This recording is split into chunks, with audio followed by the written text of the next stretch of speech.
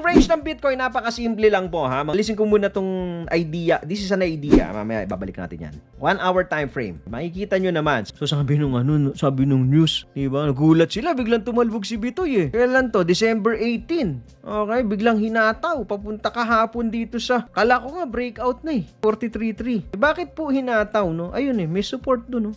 Basic support and resistance lang po yan.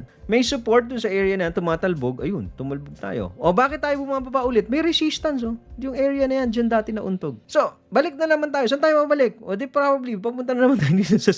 Yes, go. Dribble lang to eh. Meron akong idea na possible... So, until ma-break po yung area na to, yung 43.5 level na area or 40,500 level, tsaka tayo makakakita ng panibagong range. Hanggang hindi pa, dito lang muna. Dribble lang tayo dyan. Laro lang dun sa loob na yan. Paano nilalaro? Alright, ganito po yan. Kung meron kayong pie tips, short resistance area.